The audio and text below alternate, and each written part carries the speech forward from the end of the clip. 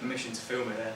So we planned to make sure like on one lunch break that we could go up there and quickly film it and then come back to school and upload the footage to the And in the espresso bar. Yeah, and in the espresso bar. bar.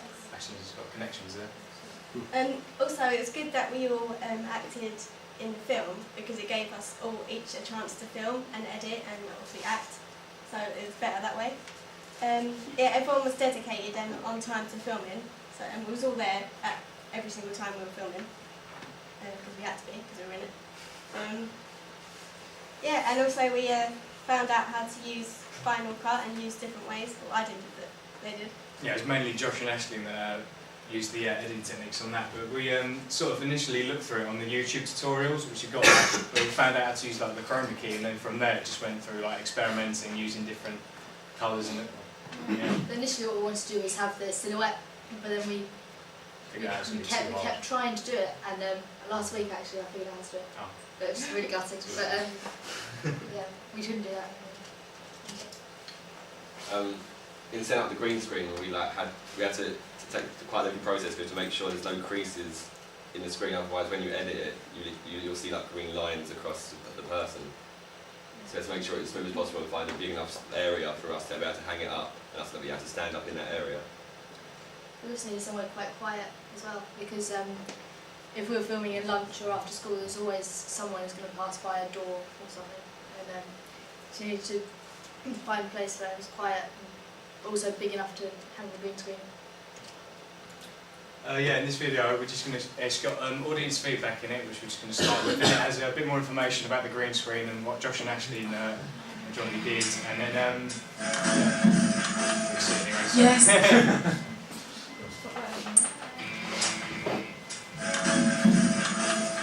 Yes, I do like your music video. Right, this is Orange Salutas, this is my one. We'll talk about the poster first. Actually, no, I'll talk about the feedback first. Basically, this is an image that Josh took when he was doing the Indian filming down in Danson Park. I just took it because I just like the sunset look of it. It sort of looks like a western, like, you know, when they get like, the iconic shots of like a sunset like over the cliff or anything like that. I also chose this font as well. It's from a website. I chose because it looks sort of like the writing like saloon doors and like the western as well. Yeah, I thought that designing this first would make more sense if I did this first then that, because then I know which style I have to work with. I know it's a western style, but I know if I wanted to put this on that, then I'd figure out the room first. But basically with this, this is influenced from a poster from The Good, Bad and the Ugly. There's 3 slits in it like that, with like the 3 main protagonists in the film, either side, like in a old style. That's what I've tried to do with the image as well. I've given it a sepia tone and like used a cutout effect, and then used a diffused glow to make it look more old. And then with the writing on for the song lyrics, I coloured it in because I thought it would make it stand out more than just having a difference between the artist and then the band name. Put this back now. I've also put the band website and our blogspot, so synergy between the two, because our blog would be more of like a behind the scenes thing for the music video, whereas in the band website that would just show like upcoming gigs and upcoming products that be on sale. For my poster, I typed into Google old paper textures. Yeah, this is the old paper texture. And because I wanted to make it look like a wanted poster.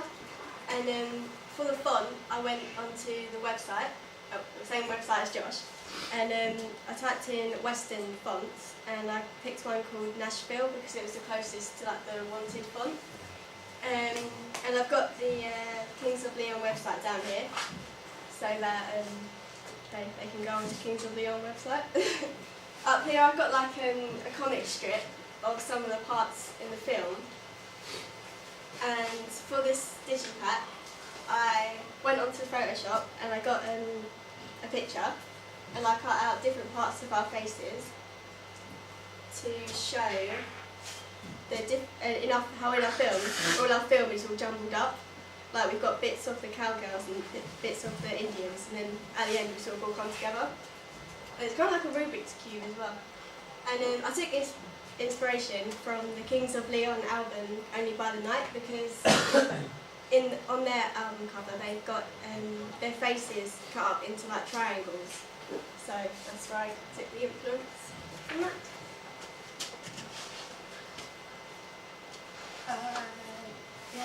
I also chose an old paper texture because I thought it sort of reminded me of the Western, so it's all sort of faded and old and creaky.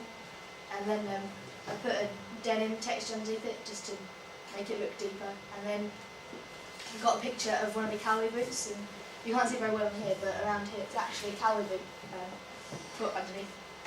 Yeah, it's very westerny. And then I got just a block font because I wanted it to stand out, and I wanted to be like it's very certain that this is the Tapered Girl poster.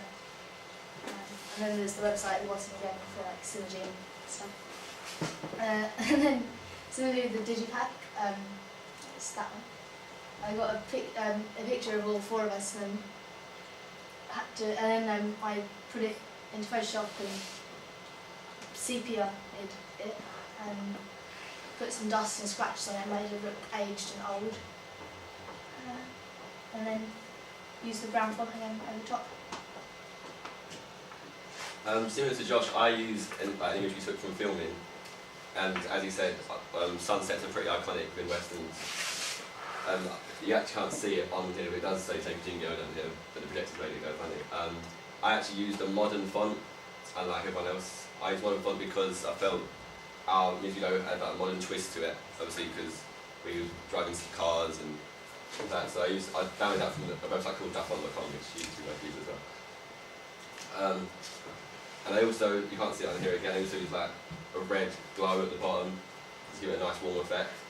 And onto the poster, it's actually it's a collection of loads of photos, and on the background there's, as everyone else used, an old paper texture. But then over that I overlaid it with a denim texture, obviously with our song being called Tapered Jingo, I thought it might be quite good to put jeans in there. And over that I then put a crinkled paper effect, which can make it seem more old, a bit like a wanted poster. And then again I used modern font, and on the right side I kept all the Indian stuff, and on the left side I kept all the cowboy stuff, and then I put the bow in the middle to show kind of a battle between things. And you can't see it again, but at the bottom I put the Kings Pavilion website, just so people can go check it out and get back out there. That's the end of the presentation. You can just watch the end of this now because we're the only one presenting today.